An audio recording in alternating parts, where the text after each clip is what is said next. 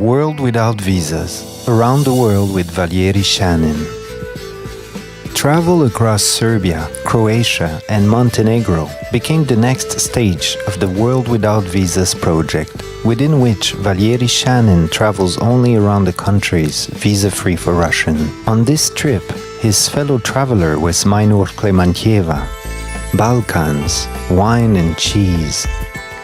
Travel has begun in Beograd, the capital of Serbia. There was a great deal for air tickets to this Balkan city at the beginning of July.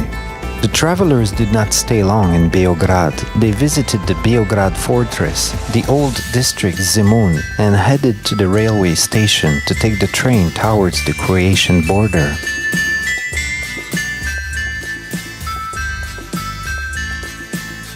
In Sremski Karlovy, one local invited us to be his guests and started a long conversation about politics. Of course, not while having a cup of tea, but a glass of domestic wine. After such a companionship, we had enough power to only crawl away to the bank of the Danube River and set a tent, and in the morning, back on the way. The most interesting sight in the second largest Serbian city of Novi Sad is the fortress of Petrovaradinski, and not even itself. There is almost nothing left of the fortress, but the view from here over the bridge that was destroyed in 1999 by the American bombings. Subotica, the most northern city of Serbia, is near the Hungarian border. The majority of the local population, Catholic Hungarians, therefore the churches are not Orthodox, but mainly Catholic. In the evenings, all the locals come out for a walk. This is why the central streets, square, fountains and buildings are illuminated. And back again on the train. By rail, one can go all around Serbia, cheaply and with comfort. A short stop in Sombor. From here, straight on the bus to the town of Baška Palanka, which is almost on the Croatian border. The Serbo-Croatian border goes along the Danube River. On one side of the bridge it is Serbia, on the other already Croatia. During the Yugoslavian War, Ilok was part of the self-proclaimed Serbian Krajina. The Croatian population left the city and it was occupied by the troops of the Yugoslavian National Army. The garrison was positioned on the territory of the fortress. During the war, there was no production of wine here. But the ancient wine cellars of the 16th century haven't suffered. The wine produced on the local winery still goes through fermentation process and is stored here. Traminer and Graševina, or Welsh Riesling, in Croatian name is Graševina, but the international name is Welsh Riesling.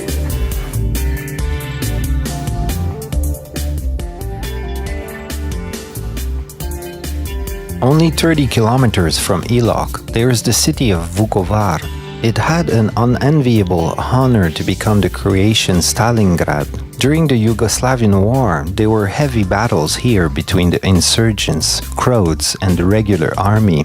The traces of destructions are still visible, although the restoration of city buildings and churches is well underway. 2,000 years ago, near the Wade on the Drava River, there was a settlement of Illyrians. In Roman times, there was a town of Mursa on its place. Then Slavs came here. And in 1196, the city was mentioned for the first time under its current name, Osijek. The old town part, built up with buildings of the end of the 19th, beginning of the 20th century, is located on the right bank of the Drava River, and the city park stretches along its left bank. Bicycle lanes have been arranged along the embankment for the fans of healthy lifestyle. There are more people here than at architectural monuments. And back on the train, this time Croatian, though there is no particular difference. Both in Serbia and in Croatia, the rail cars constructed at the time of the former Yugoslavia are still running. The train arrived at Varazdin late at night. The strong thunderstorm burst out at once that kept the travelers at the train station until morning. The city of Varazdin has a long history. People lived on its territory at the time of the Roman Empire. And in 1756 to 1776, the city was the capital of Croatia. The Stari Grad castle of the 14th century has perfectly preserved. it's been restored recently and turned into a museum. The castle of Croatia, constructed in the 13th century, is 40 kilometers from Varaždin. It changed many landlords during its existence and currently belongs to the state. There is a walking trail laid in the park for tourists around an artificial lake. However, there are no people interested in walking it for some reason. The castle of Croatia is in the quiet corner of western Croatia. Buses rarely go there. Our only hope is for hitchhiking. Ну как автостоп? How is the hitchhiking? I have dreamt about it all my life, along beautiful places, across mountains. I am very happy, but tired. Хоть устала. Так вот что-то никто не подбирает нас. The town of Krapina is known for the fact that in 1899, the bones of Neanderthal human were found in a cave in its suburb. During more than 100 years that passed since then, no remarkable events have been registered.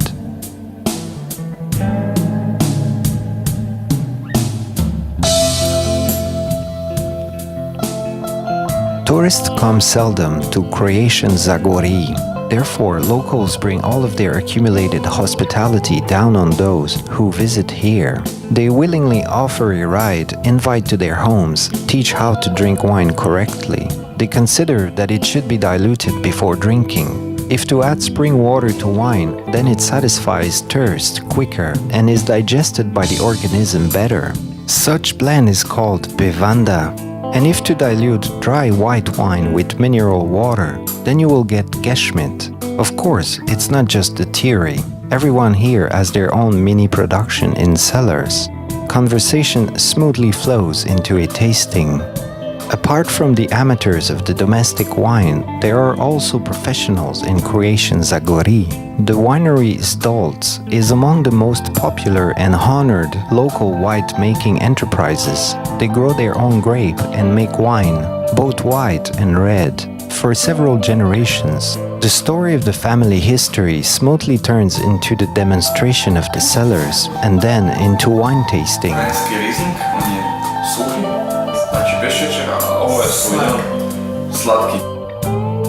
And all of this since early morning. When the travelers reached the town of Pregrada, they had to make a pause. Without a habit, anyone would feel tired of frequent tastings. The castle of Veliki Tabor was founded in the 12th century. It was repeatedly extended and rebuilt. Its shape and functions were changing.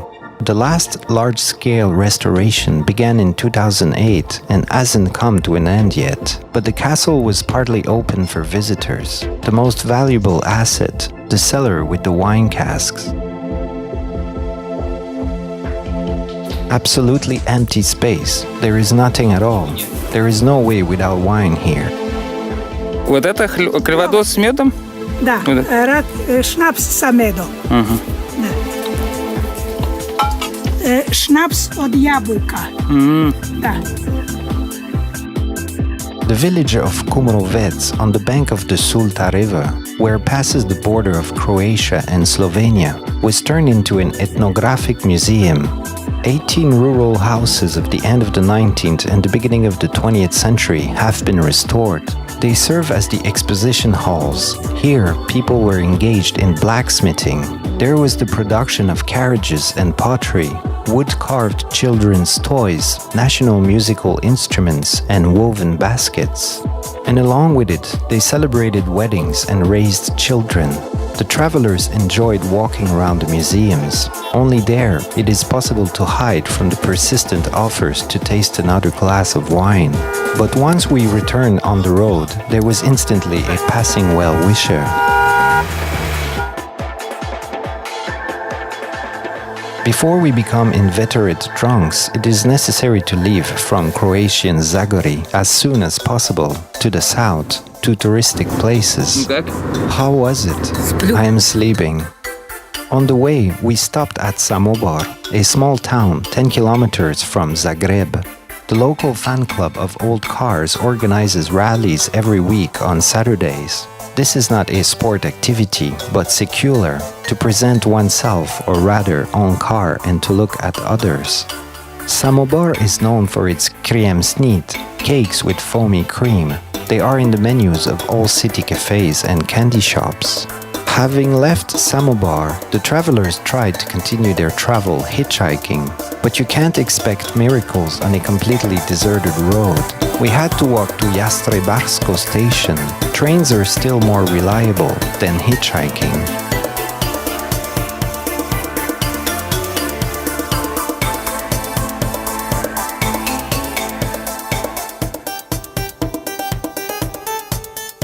The next stop, the city of Ogulin, on the bank of a deep canyon of the Dobra River. It seems the name comes from here. Ogula, in translation from Latin, means over the cliff.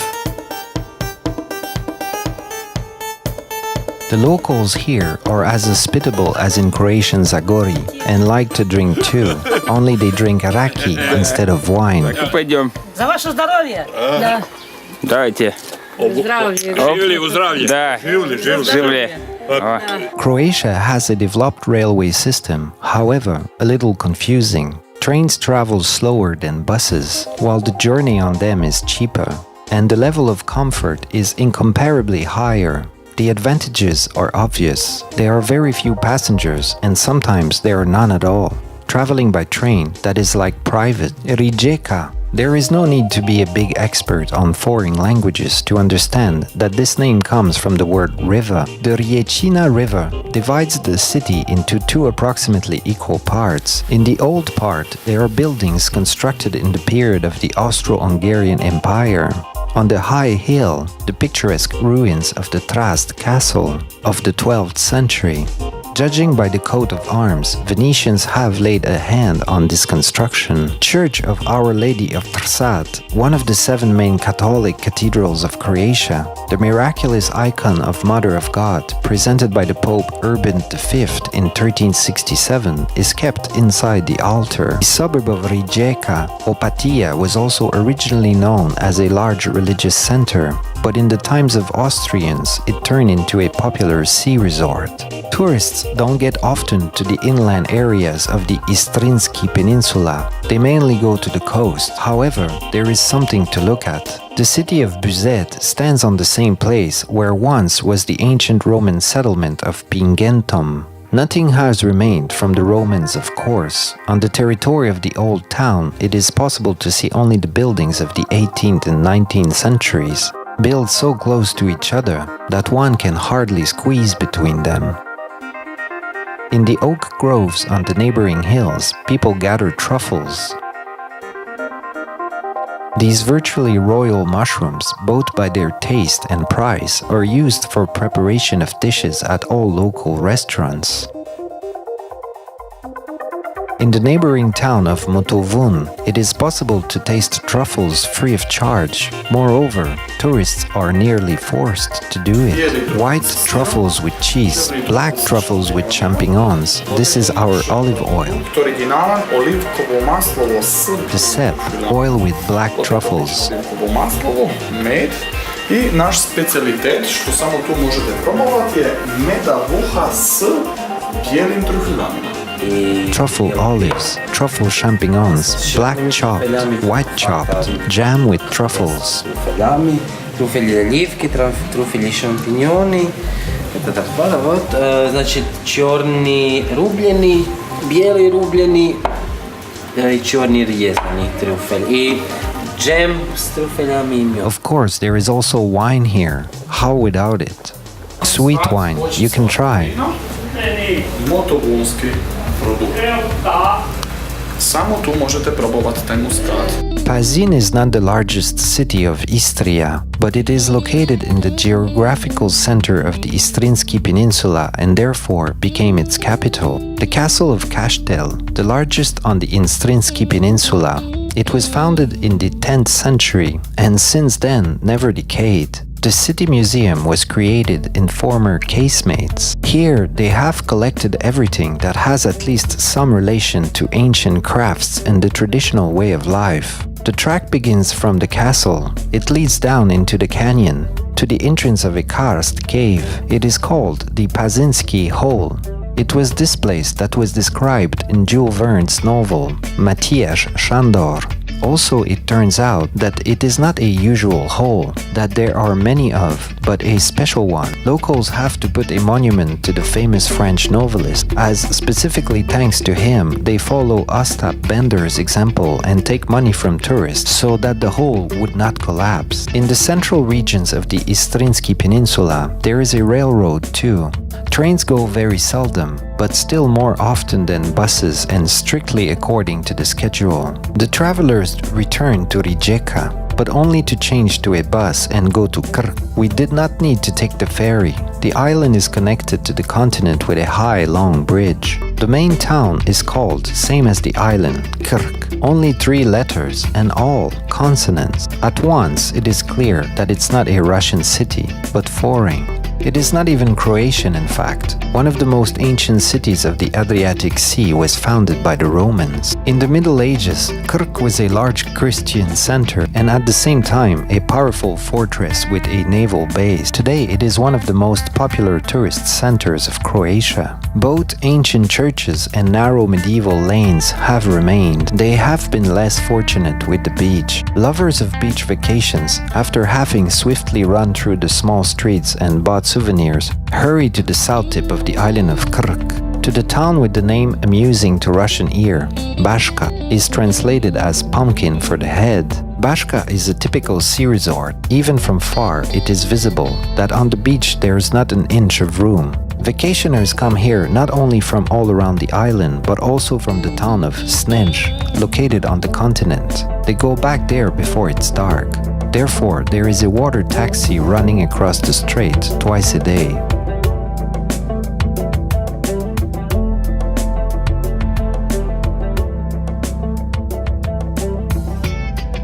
Till the evening, Valery and Mainur managed to cover a little more distance by bus. The sun set when they were on the seashore. The stones are uneven with sharp tips and edges, but locals have refined the beach. A perfect place to call it a night. A starry sky overhead. On one of the first morning ferries, the travelers went to the island of Pag, separated from the continent by the narrow strait. The ferry from Prizna leaves every hour and travels for only 20 minutes. The island of Pag is the 5th largest Croatian island. It is stretching for 60 long kilometers, but it is not more than 10 kilometers wide. And at the spot where ferries arrive, it is only 5 kilometers. It is easier to walk on foot across it, not along the asphalted road that is winding in loops, but straight, through heathlands covered with stones and kitchen gardens. The key thing is not to get lost. There is no road and the trails wind in different directions. The island of Pag is connected with the continent not only by a ferry, but also by an automobile bridge. It is better to go to the city of Zadar. In the 9th century BC, on the territory of present Zadar, there was a settlement of Illyrian. In the 1st century BC, the Romans appeared here. During World War II, the city was bombed 72 times by American and British airplanes. It is simply a miracle that something has still remained here. In the neighborhood with the ruins of the Roman Forum, there is the St. Donat's Church, constructed in the 9th century. Next to it, there is the bell tower of the Cathedral of St. Anastasia sticking out. Anyone who wishes can go up to its top to look at the city and a piece of the Adriatic Sea from the height of a bird's fly. Famous American director Alfred Hitchcock once declared that he saw the most beautiful sunset in his life on the embankment of Zadar. It is hard to say if he was right. Nobody could observe the sunset this evening because of the weather. What to do? To swim? It is also possible to stroll slowly along the promenade or to go research some ruins. There is a lot of them here.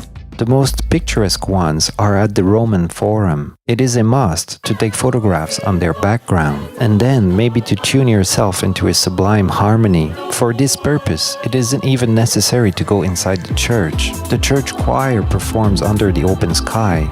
It's a high time for evening celebrations. With every hour, there are more and more people on the streets.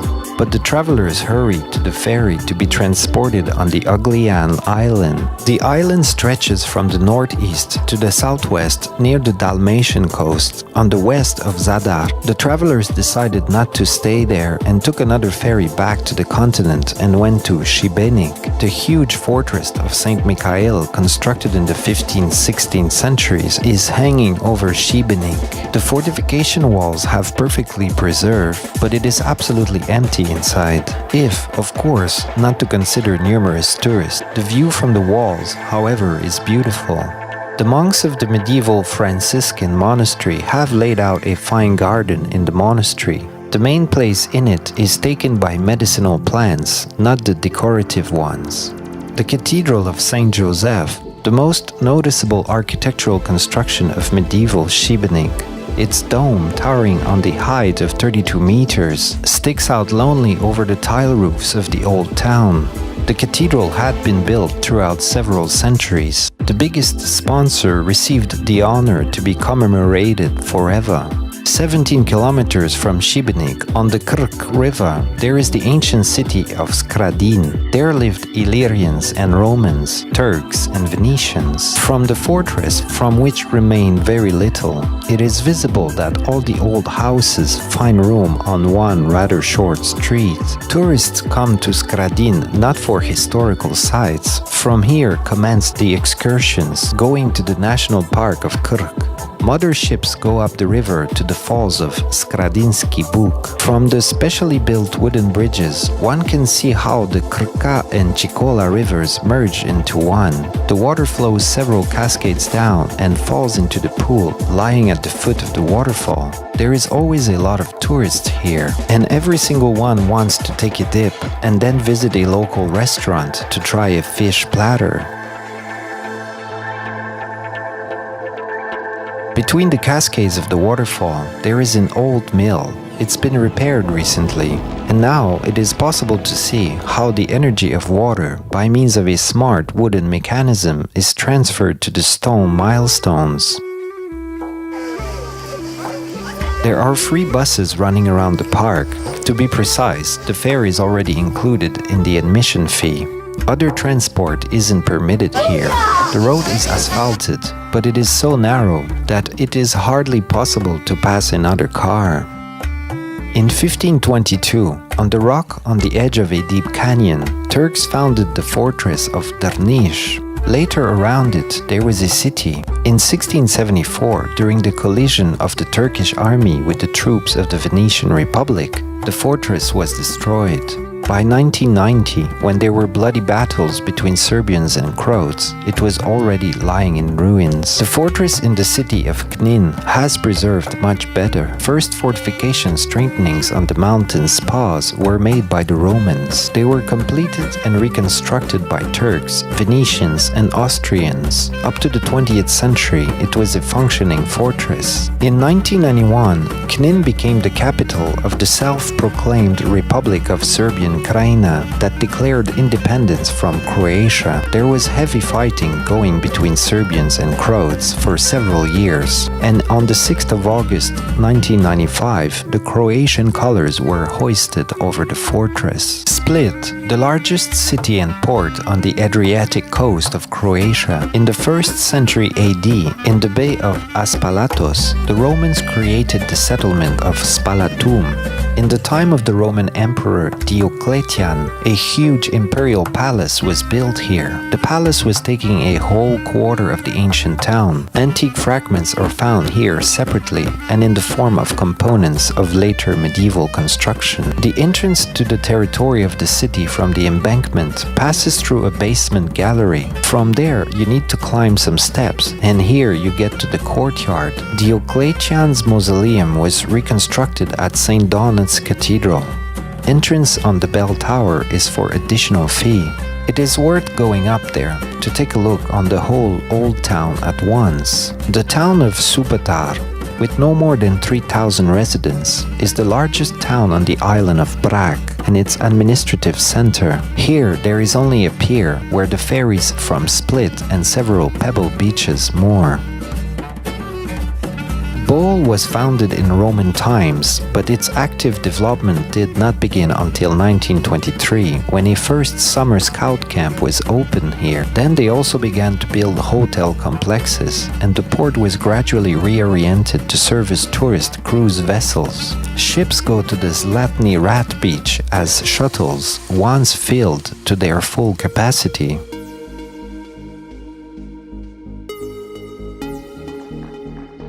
The Zlatni Rat Beach is regarded as the best Croatian beach. Its name means golden horn, and this is a rare case when the name corresponds to reality. All of it is true. The golden sand horn protruding into the sea from out of the pine forest. The beach has a lot of advantages and only one drawback: too many people. Everyone wants to go to the best beach of Croatia, and the place is small. On this day, we are still considered lucky. The strong wind scared many people away. The next Croatian island, Hvar. Ferries from the island of Brač come to the port town of Jelsa. Life glimmers only ashore, near the port. Once you move a couple of hundreds of meters from the sea, you will appear in the usual Croatian village, and the pine woods begin a little further. The city of Stari Grad, located on the bank of the bay, protruding deep into the islands, is old not only by its name, as it often happens, but also by its virtue. One of the oldest cities of Europe was founded in 384 BC by the Greek immigrants from the Paros island. The city was called in its honor. In the times of the Romans, the name was changed to Faria, and later Slavs called it Hvar. Then on the island appeared one more city with the same name. Therefore the former Faras started to be called the Old City of Stari Grad. UNESCO included the old town part in its World Heritage list. Hvar can be considered new only in comparison with Stari Grad. It was also founded by the Greek settlers in the 4th century BC. The first Slavs appeared here in the 7th century. In the 12th century, Venetians constructed a fortress, and Hvar became one of the largest naval bases of the Venetian Republic. The city was often attacked both by Turks and Austrians, and in 1807 the Russian admiral Ushakov also left his mark here. However, the fortress has perfectly preserved. The present resort town of Korčula was a rather large port in the Middle Ages. Today it is only yachts and boats with vacationers parking under the walls of the old town. But it is that same port from where Korčula's native Venetian merchant Marco Polo was leaving for his travels. From the bell tower of the cathedral, one can see the house where, as believed, the great traveler was born. Nearby is the restaurant called by his name. Dubrovnik, the best-known city of the Adriatic coast of Croatia, was included in the World Heritage List of UNESCO a long time ago, and quite rightly. Dubrovnik was founded by Croats, and its name comes from the words Oak Grove. After a long period of Byzantine domination in the 12th century, the city gained independence and began to compete on equal terms with Venice in trade and shipbuilding. Life was booming. In the port, where you can only now see cruising boats and yachts, big vessels from around the world used to moor. Kayaks easily moor at once on approachable walls. The city has already surrendered, capitulated before flows of tourists. Now it belongs to them by right. Here, there is either a hotel or a restaurant on every step of the way, and in the intervals between them, churches and former palaces. They all have been turned into museums a long time ago. At every turn, there are vagrant musicians and circus actors. The streets are very narrow. It's hard to miss each other, and the squares are the size of a compact apartment. Even in the middle of summer, The sun can break through into narrow wells of streets, but it is still fairly hot. The heat begins to lower down only after or before the sunset. We still can manage to swim and go to the uninhabited island of Lokrum. After the nightfall, it is absolutely not hot, but very warm. Ideal conditions for aimless strolls. Streets are filled with people. Buildings get illuminated. Seems to be a usual evening and nothing special is going on. But everybody is in a festive mood. There is no need to do anything. It's good enough just to be here. The travel across Croatia comes to an end in Dubrovnik. Ahead is Montenegro. The city of Erzegovina belonged to Russia in 1806 and 1807, in the middle of the Napoleonic War in Europe. Since then, the connection of locals with Russia was always there. Many of them enrolled in the Russian Navy. Even today, this city is surprisingly Russian. Russian speech is heard everywhere. Cafes and restaurants always have menus in Russian language. In the middle of the 16th century, Turks constructed a fortress. It is called Kanlikula, which means the bloody tower. It was a prison and a lot of blood was spilled here. After the restoration, the fortification was open as a summer movie theater. In the afternoons, it is empty here. Erzegovina is situated at the entrance to the narrow and very long Kotorski Gulf that is called here Boka Kotorska. It does not look like a piece of the Adriatic Sea, but more like a huge lake. The gulf is surrounded from all sides with high mountains, and the entrance to it is through a narrow pass like a bottleneck. There is a road stretching along the coast. It is nice to take pleasant strolls on it, and once it gets dark, it is easy to find a place for a tent. But it is better to sleep directly under the open sky. The town of Rizan, founded in the 4th century BC, the oldest settlement on the bank of the Kotorski Bay, is known for its Sopot cave and for the Museum of Roman Mosaic. The larger part of mosaics are only geometrical patterns of different degree of complexity. Experts were delighted to see them, but tourists are most often disappointed. The town of Perast is also very ancient and honored. St. Nicolae's Church, the main temple of Perast, in 1691, near it, was constructed the highest bell tower on the East Adriatic coast. From the height of 55 meters opens the view over the whole city and part of the Kotorski Bay. Excursions to the Church of Virgin Mary on the Reef leave regularly from the pier. Nobody moors at the monastery walls. Monks don't encourage tourists. The boat is approaching the Church of the Virgin on the Reef, or otherwise called in Serbian as Gospa of Škrpela.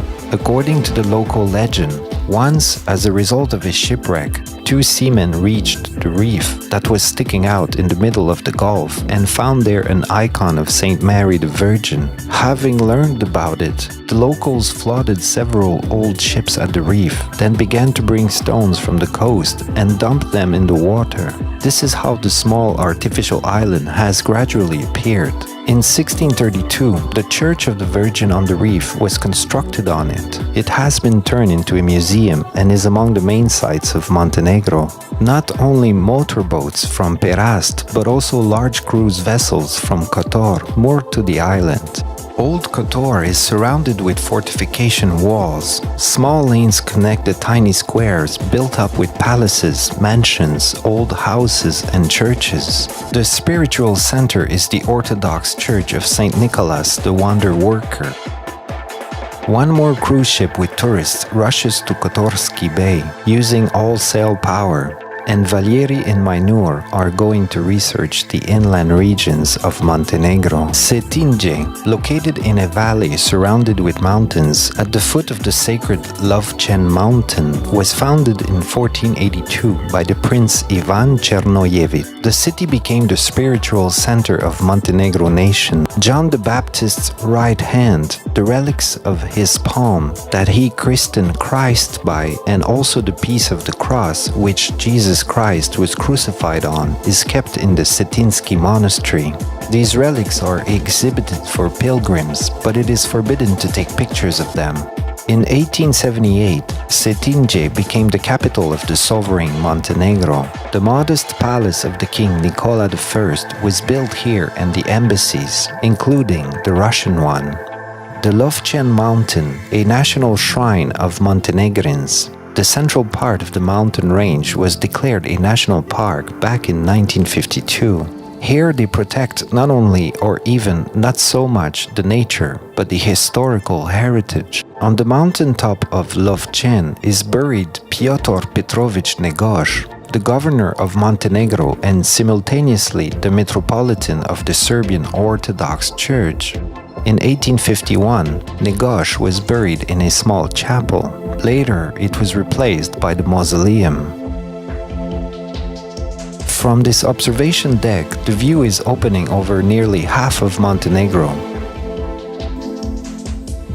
And slightly further down the road, the Kotorski Bay becomes perfectly visible. At the foot of the Lovćen mountain is the native village of Montenegro's Peter I, Njegoš. Today, this village is famous all over the country for its smoked ham, prosciutto, and cheese, and again sea and beaches. There are not only mountains in Montenegro. Since the 15th century, on the island of Saint Stefan, there was a small village. At the beginning of the last century, its inhabitants began to leave from here to different sides of the world in search of work. In the 1950s, the remaining inhabitants were moved from there. The vacant houses have been carefully restored and turned into hotels for the richest tourists. Lake Skadar, the biggest not only in Montenegro, but on the whole Balkan peninsula. It is impossible to see the whole of it standing on the bank. For independent tourists, it is more convenient to rent a motorboat. 1 hour is not enough. 3 or more recommended only for those who are especially interested in lakes, while the 2-hour lake trip is just perfect. In the beginning, the boat squeezes into the narrow channel, overgrown with sedges and lilies, then goes closely to the coastal thickets, while the guide is trying to spot some birds nesting places. The fishing village that has no road leading to it and where it is possible to get only by water was abandoned long time ago. Nowadays, very few people want to live without electricity and a water supply system, and this place never had them. It was necessary to think of original technical innovations. The boat quickly floats past several islands. On one of them once was a monastery, on another a prison. It is hard to see the difference between them. The excursion finished inside the same channel. The guide snatches out a lily from the water with a skilled movement. The small town of Virpazar, the only hardly noticeable settlement on the coast of the Skadar Lake, one of the most popular tourist centers of Montenegro. It is often called the Venice of Montenegro. They lie. There are no canals here. On the steep cliff directly above Virpazar, there is the Beograd Fortress. It was constructed in 1874. At the end of the 19th century, here, in the distant suburb of the Ottoman Empire, it was restless. Montenegro separatists waged the guerrilla war. This is why Turks had to build numerous defenses, analogues of modern block spots. Nowadays, the fortress is not attractive to anyone. The village of Godinje was founded approximately 600 years ago. Now the top part of the village is abandoned. The Skadar Lake is one of the sights of Montenegro, but there is not even a walking pedestrian trail for tourists laid along its coastline. We have to walk directly on the highway's roads built on the dam, risking to appear under the car wheels. Trains are also rushing past. The Lisandro Fortress stood on the lake's island and was almost unapproachable, but after the dam's construction, it appeared on the roadside on the brisk highway and anyone can go inside it. The fortress was constructed in the 18th century. It means that it managed to take part in numerous collisions between Montenegrins and Turks. The ruins themselves do not create any strong impression, but the view from the walls is remarkable. Part of the lake we had to examine already from the train window on our way to Podgorica, near the modern capital of Montenegro, with its main site, the modern suspension bridge, the Millennium. There are the remains of ancient ruins. The city of Duklija, or Diocletia, was the capital of the most ancient states that ever existed on the territory of modern Montenegro. At the beginning of the 5th century, Duklija was destroyed by gods. Nikšić, on the contrary, was founded by gods. Romans came here in the 4th century and renamed the town into Anagastum. Slavs who appeared on these territories in the 9th century also gave a new name, Onogost. Then the city was a part of the Ottoman Empire. After the liberation of Montenegro, it received a new name again, Nikšić. It is not worth to come to Pluzin to look at the town on the bank of an ordinary-looking reservoir that has spoiled the landscape on the riverbanks of Piva.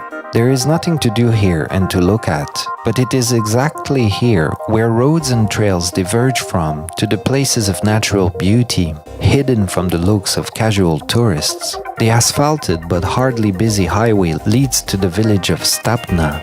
Then the trails, winding through the woods and across the slopes, begin. It is important not to get lost, otherwise we may inadvertently end up in Bosnia instead of the Stabinsky Lake. The border passes somewhere close by, and there is no one to ask for correct direction. The places here are deserted. The travelers also went by foot to the Durmitor National Park. There is an asphalted road, but transport goes infrequently. Many drivers offer a lift. But what for? The road passes through the woods and mountains. Only occasionally, shepherds and shelters with sheep are coming across. It is easy and pleasant to walk. Only by the evening, when it was getting much colder, we stopped a couple of French people to get to a place more suitable for camping.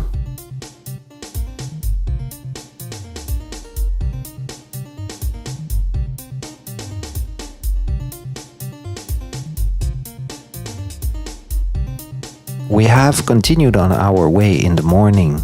We were walking straight ahead. Valery, as usual, is guided by his inner voice, instead of maps and a compass. At first, the places were absolutely wild and deserted, but near the settlement of Zablijak, the travelers have gotten to the well-trodden and marked trails. Tourists began to come across. Good. It doesn't allow to sit. We are walking and walking all the time. We have incidentally seen the Barno Lake from above, from the ridge. We've gone down the scree. It turned out that there is an easier trail coming to the lake from below. Therefore, there are a lot of people there. However, nobody ventures to swim in the ice-cold water. Having walked a bit in circles in the dense woods, the travelers came to the bank of the Snake Lake. It looks ominous, fully suits its name. However, there are no snakes here. They have mistaken harmless tritons for snakes. A few more kilometers through the forest, past the abandoned windmill, the trail comes to the bank of the Black Lake. From here, it is already very close to the village of Zablijak. In this village, all the locals, with maybe only the exception of someone idle, offered us service of a guide. The jeep safaris on Russian Nivas are very popular among tourists. Of course, it is more correct to walk by foot in the park, but Durmitor is big and there is not enough time for it. We had to use the services of a taxi driver. The road goes across the mountains and the woods in the outskirts of Durmitor. The descent into the Sušica River Canyon begins, and soon the road ends on the shore of the Sušiško Lake. The town of Pljevlja, one of the oldest in Montenegro. The mosque Husein Pasha Boljanić, built in 1569, has remained here. And 3 kilometers from the town, at the end of the valley, the pilgrims are welcome in the Orthodox Holy Trinity Monastery. It was mentioned for the first time in the Chronicles of 1537. A church with unique frescoes that is strictly forbidden to film has been remaining here since the same time.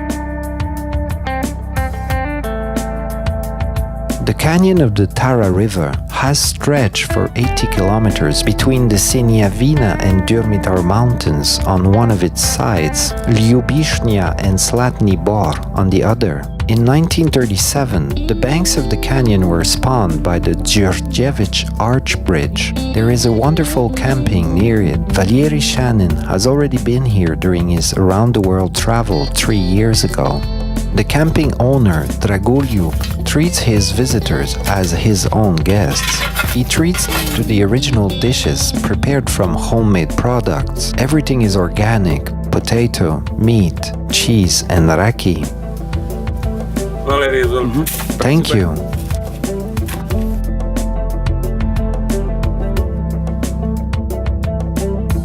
The river Tara Canyon is the deepest in Europe and the second deepest in the world. In order to truly experience its mightiness, it is necessary to raft down the river. There is no other way. For this reason, rafting is so popular here. The current of the Tara River is not very strong. There are no rapids at all, only occasional smooth drifts and not scary chutes.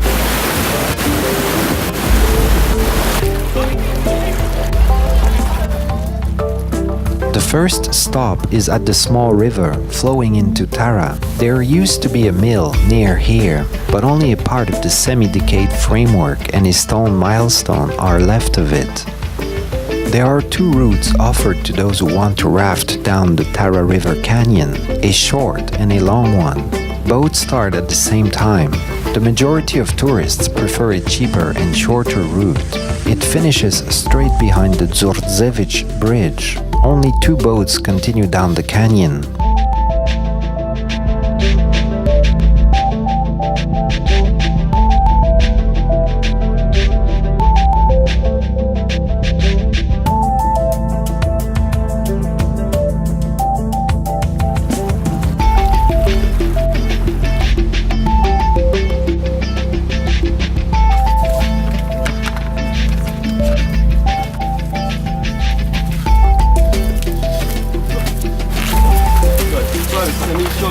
The Beogradsko Lake is located in the center of the national park with the same name. The easiest way to reach there, a taxi from the town of Mojkovac. The Beogradsko Lake is famous for family vacations with children. There is a pedestrian trail laid along the coast for the lovers of slow walks. However, there are also difficult tourist routes in this national park, considered for prepared tourists. One of them begins near the camping place on the bank of the lake. First, we had to walk on a tractor path, winding on the slope, grown over with forest. It is best to walk here during the daylight hours only. There are bears in the park.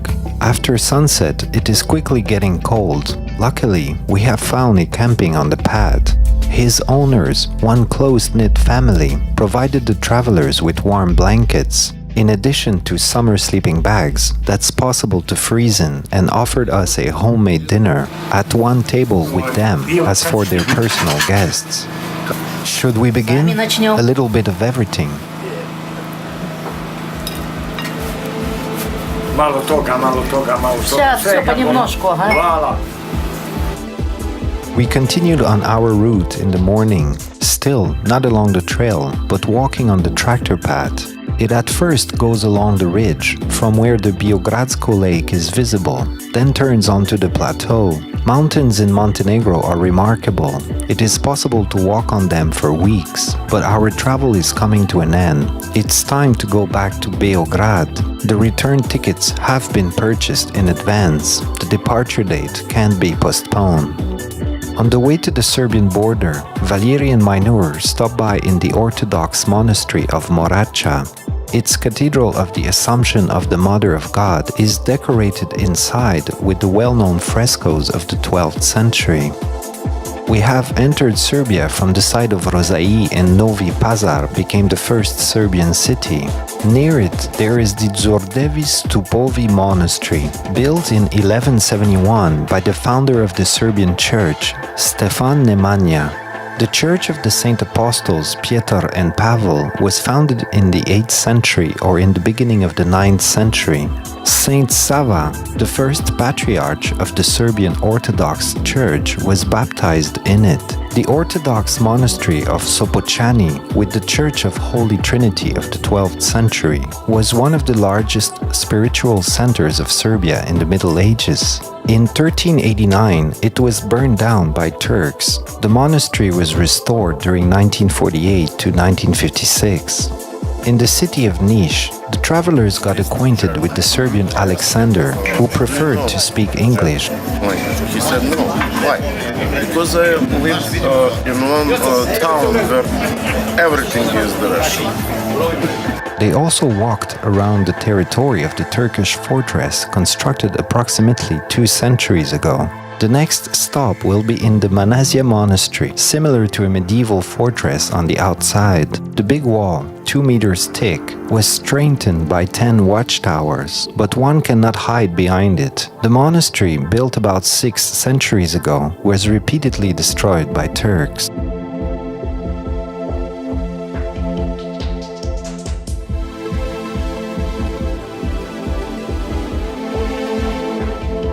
Serbians often fought, such is their destiny.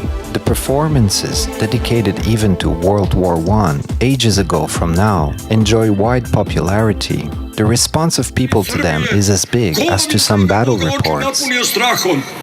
Gospodine Vojvodo, odlučio sam da prvu armiju izvučem ispod udara neprijatelja, da sa linije Rajac-Sobor pređem na položaj ispred.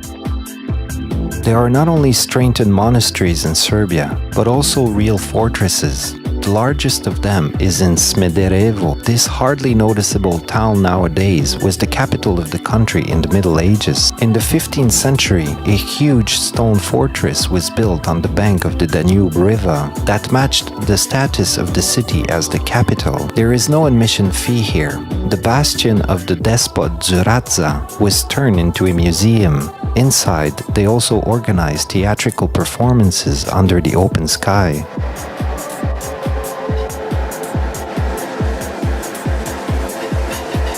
Two-month travel across Serbia, Croatia and Montenegro comes to an end. The train is carrying the travelers to Beograd. If there are no unforeseen delays on the way, they will be just in time for their flight. One more trip within the World Without Visas project comes to an end. There will be new travels. There are so many visa-free countries for Russians in the world, and every year their number is constantly growing.